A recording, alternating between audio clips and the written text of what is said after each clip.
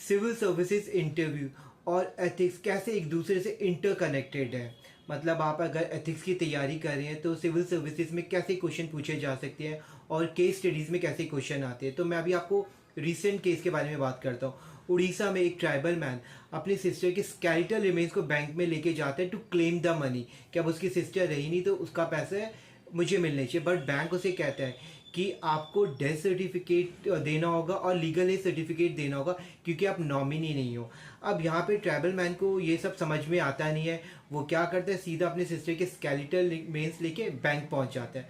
अब अगर आप एज ए डी आपसे पूछा जाता है कि आप क्या एक्शन लेते, मतलब गलती यहाँ पे किसकी है, क्या उस ट्राइबल मैन की खुद की गलती है या बैंक की गलती है, एडमिन की गलती है, तो आपका जवाब कैसे होता। अगर ये केस स्टडीज़ में आता है एथिक्स में और क्या एथिकल इश्यूज हैं, किस तरीके से हम रिस्पॉन्सिबिलिटी फिक्स कर सकते हैं, तो आप जवाब कैसे देते।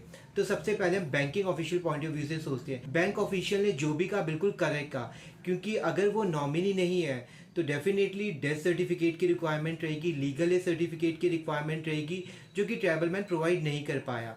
यहाँ पे गलती बैंकिंग इंस्टीट्यूशन की है, क्योंकि उनको अच्छी तरह पता है उड़ीसा में ट्राइबल बेल्ट काफ़ी ज़्यादा है, तो उनको एक या तो अलग डेस्क मेंटेन करना चाहिए या एक अलग रिप्रेजेंटेटिव या ऑफिशियल मेंटेन करना चाहिए कि जिस ट्राइबल मैन के पास किसी तरीके का पेपर वर्क वो नहीं जानता तो उसको असिस्ट करे। यहाँ पे एडमिन की भी बहुत बड़ी गलती है, क्योंकि एडमिन को सख्त निर्देश देने चाहिए थे सभी गवर्नमेंट डिपार्टमेंट को कि अगर कोई भी ट्राइबल मैन आता है और उसे पेपर वर्क समझ में नहीं आता तो उसे हमारे पास भेजिए ताकि हम उसका आधार कार्ड से लिंक कर सके, बना सके, या किसी तरीके के भी पेपर वर्क में उसकी हेल्प करें। क्योंकि try to understand, tribal man एक पढ़े लिखे नहीं होते मोस्ट ऑफ देम, और उनको ये पेपर वर्क समझ में नहीं आता।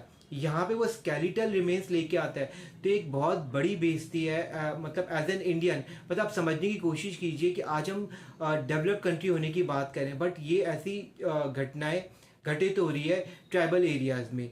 अब यहाँ पे एडमिन की भी गलती है, यहाँ पे एज अ बैंकिंग इंस्टीट्यूशन की गलती है। तो एज अ डीएम मैं क्या करता, मैं एडमिन को सख्त निर्देश देता कि अगर कोई भी इस तरीके का व्यक्ति आए तो आप उसे अच्छी तरीके से अटेंड कीजिए, उसके जो भी प्रॉब्लम है उसको समझिए। यहाँ पे एक चीज़ और मैं ऐड करता हूँ, इमोशनल इंटेलिजेंस, जिसके बारे में मैं लास्ट वीडियो में बात कर चुका हूँ।